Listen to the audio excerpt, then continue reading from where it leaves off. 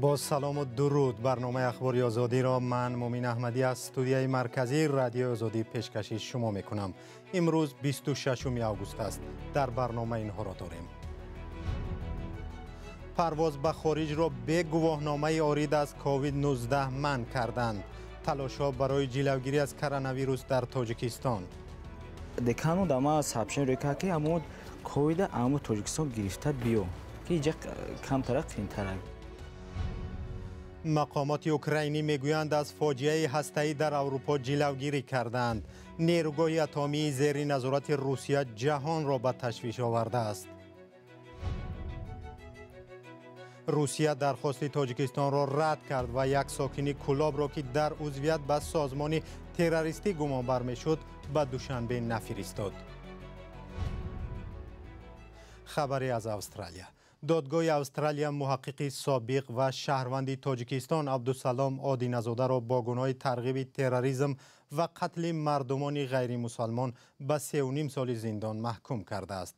عادینزاده 54 ساله که در فیسبوک با بیانیه‌های بحث برانگیز و طرفداریش از داعش و طالبان شناخته میشد، سال 2020 بازداشت شد. درباره حکم شهروند تاجیکستان رسانه‌های استرالیا امروز گزارش دادند. وبسایت خبری وست استرالیا نوشته بود که بیوخیمیک تاجیکستانی یکی از خطرناکترین شخصیت‌ها در ایالت عنوان شده است. در تاجیکستان برای جلوگیری از پنهشوی احتمالی موج دیگری کرونا ویروس تدبیر می‌اندیشند. مقامات تاجیک رسما میگویند که حالا گرفتاران نوی بیماری را ثبت نکردند، ولی با سبب افزایش دیگرباره گرفتاری به کرونا ویروس در کشورهای همسایه برای پیشگیری چاره می‌اندیشند. تفصیلات بیشتر در گزارش همکارانم براد یوسفی و علیشیر ظریفی.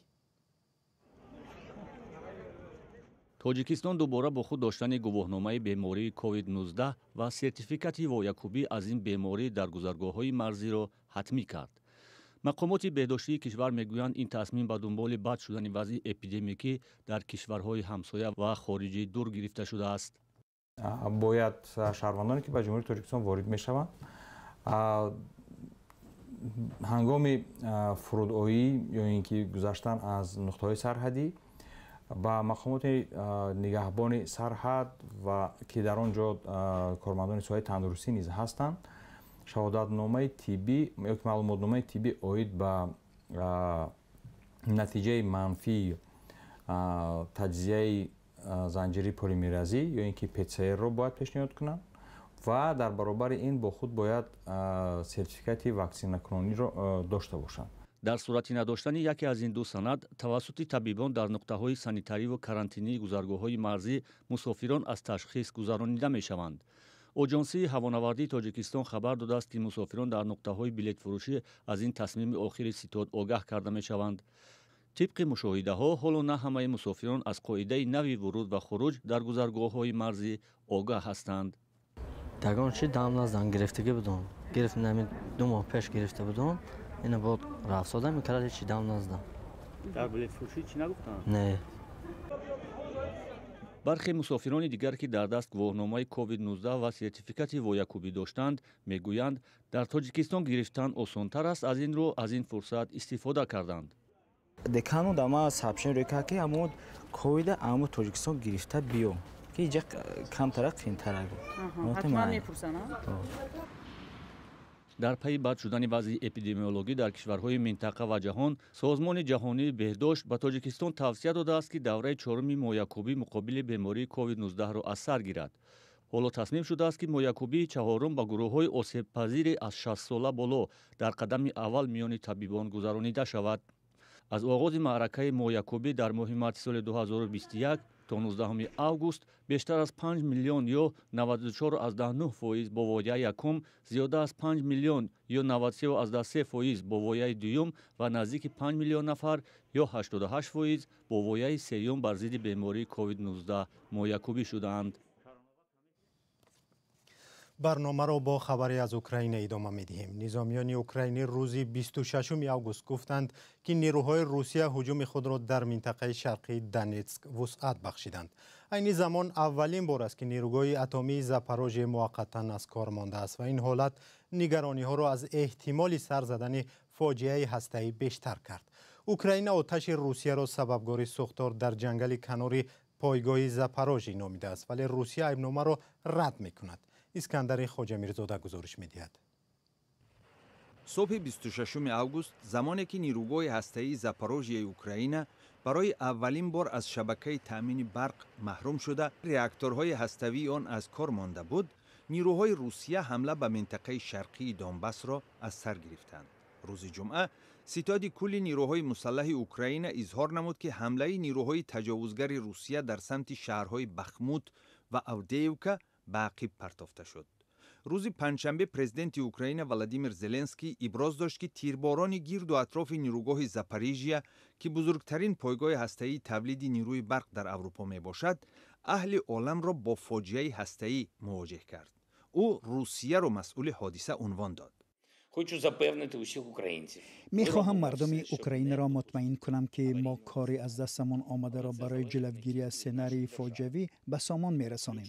ولی این عمل تنها به کشور ما وابسته نیست. مسئله کلیدی حضور بین المللی می باشد که تجاوزگران را به ترک فوری قلمرو نیروگاه هسته‌ای زاپاروژه وادار کند.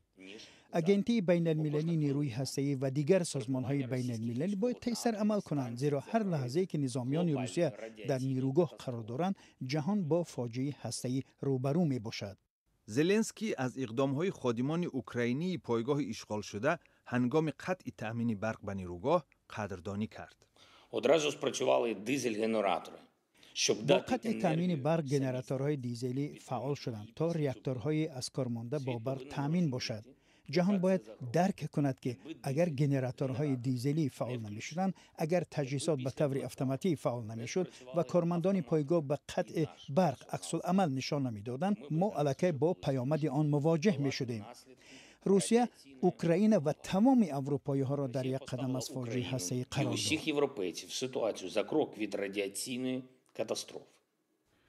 رهبران از طرف روسیه تعیین شده منطقه ایبنامه را قبول ندارند و اصرار می‌ورزند که سوختار در جنگل نزد پایگاه هسته‌ای از آتش نیروهای اوکراینی به عمل آمده است. از آغاز جنگ اوکراین، نظامیان روسیه پایگاه زاپاریژیا را تحت تصرف قرار دادند. این پایگاه 6 راکتور هسته‌ای دوران شوروی دارد که فعلا فقط 2 تای آن فعال میباشند. دادستانی شهر ولادیکاوکاز سنت الله دولتزاده یک شهروند تاجیکستان را با سبب دلیل‌های ناکافی مقامات تاجیکستان برای استرداد او از بازداشت رها کرده است. دادستان گفته است دلیل‌هایی که مقامات تاجیکستان در درخواست استرداد بر روسیه فرستادند کافی نیست. برای همین باید سنت الله دولتزاده از بازداشت رها می‌شد. همکارم میرزانبی خالقزاد این موضوع را پیگیری کرد و در استودیو با ماست. میرزانبی، اول درباره جزئیات پرونده میگفتید. بله، مقامات انتظامی تاجیکستان روز 18 می امسال سنت الله دولتزاده را با عضویت در حزب ممنوع نهضت اسلامی و ترغیب عقیده‌های آن در اینترنت پرونده باز کرد و در پیگرد بین المللی قرار داده است. نسخه این سند دسترس رادیو آزادی شده است. در آن ذکر می شود که سنت الله دولتزاده در شبکه‌های اینترنتی برای تبلیغ حزب نهضت اسلامی نوارها و نوشته‌ها به نشر می‌رساند و نسبت او با ماده تشکیل فعالیت تشکیلات اکستریمیستی پرونده باز کرده شده است و در پیگرد قرار داده شد. او را با نظرداشت همین درخواست ماه اوگوست در روسیه بازداشت کردند. بعد شکایت دولتزاده، دادستانی ارنبورگ گفته است از بس که مقامات تاجیکستان در مورد همکاری دولتزاده با حزب نهضت سند و دلیل ارسال نداشتند و فعالیت حزب نهضت اسلامی تاجیکستان در قلمرو روسیه ممنوع نیست، سنت الله دولتزاده باید از بازداشتگاه موقتی آزاد کرده شود و به تاجیکستان هم فرستاده نشود. شما با خود سنت الله دولتزاده هم صحبت شدید، خودش چی میگوید؟ بله، طور خودی سنت الله دولتزاده روز 25 اوگوست در صحبت به رادیوی آزادی گفت به حزب نهضت اسلامی هیچ رابطه ندارد و این پرونده‌ای که در نسبت او باز شده است بی اساس است. سنت الله میگوید که جنایت صادر نکرده است، ولی به سبب طلب‌های بی اساس مقامات تاجیکستان در روسیه به درد سر زیاد گرفتار شده است. حالا پرچه از صحبتش را همراه می‌بینیم. با صحبت مورد می‌دیم. هنگام تفتیشات من از پروکرور پرسیدم برای چی شما را بازداشت کردید؟ پروکرور به من گفت شما در پیروی به اعضای حزب نهضت اسلامی جمهوری تاجیکستان گمانبر می شوید. ولی من جانب پروکرور گفتم من هیچ وقت در هیچ مورد پیروی از حزب نهضت اسلامی جمهوری ترکستان نکرده بودم. بنابراین پرونده اعلام کردن نسبت من ساخته و بافته است.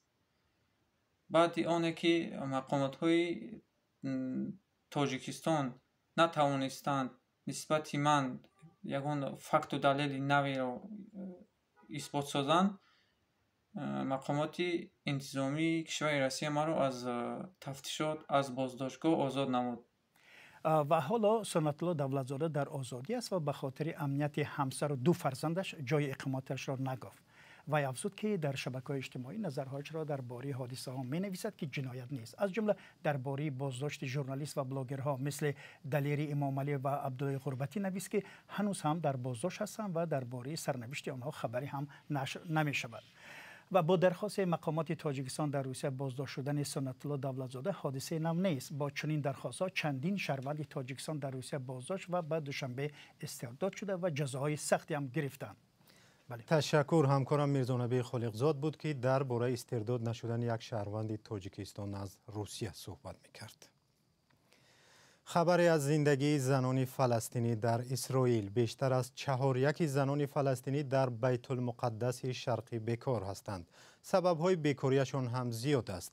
یکی عنعنه‌های قدیمی که زن باید در خانه باشد و فرزند بزرگ کند و دیگری امکانات کمی تحصیل برای در قسمت فلسطینی بیت المقدس شرقی که اسرائیل آن را اشغال کرده است. عینی تعداد زیادی زنان فلسطینی زبان یهودی را نمی‌دانند و برای همین جای کار نمی‌یابند. حالا سازمان‌ها در اینجا با اجرای طرح برای زنان فلسطینی زنبور پروری یاد می‌دهند تا کار و درآمدی داشته باشند. همکارم طاهری سفر گزارش می‌دهد. نور افغانی قوطی‌های زنبور اصل را 3 ماه پیش و پس از ختم یک دوره آموزش زنبور پروری گرفت که آن را سازمان فلسطینی سلسله در بیت المقدس شرقی عملی می‌کند. امیدوار است به زودی اولین بار اصل یعنی حاصل کارش را می‌گیرد.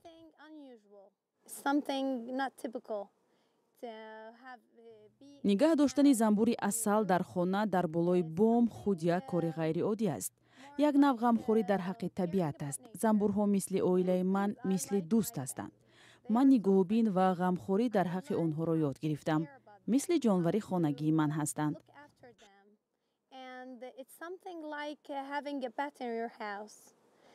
مؤلف طرح زنبور پروری طریق نصار مدیر سازمان سلسله است و هدفش تامین خودکفایی در بین فلسطینیان بوده است. ما سعی داریم وضع را در بیت المقدس شرقی تغییر دهیم. تلاش داریم از راه زنبور پروری اصل و پول توانمندی زنان را بالا بریم. نتیجه دیگری کار بام‌های سبزی آنهاست.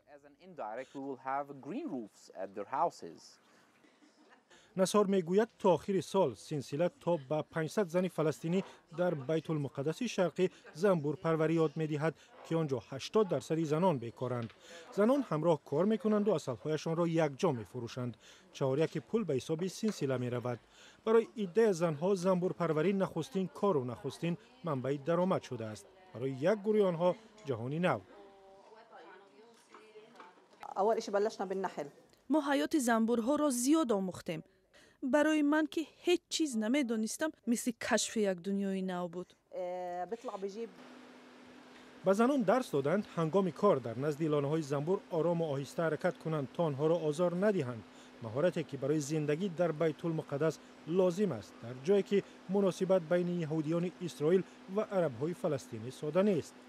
مسئولان سلسله امیدوارند طرح زنبور پروری مردم زیادتر را به گذاشتن لانه‌های زنبور در باغ و بام‌هایشان در شهر تشویق می‌کند و یا حتی در پیشگیری از نابودی زنبور در سیاره مساعدت می‌نماید. پایان برنامه. خبرهای بیشتر و نو را در صفحه‌های رادیو آزادی در وبسایت azadi.org و صفحه‌های ما در فیسبوک اینستاگرام پیدا کنید. خدا نگهدار.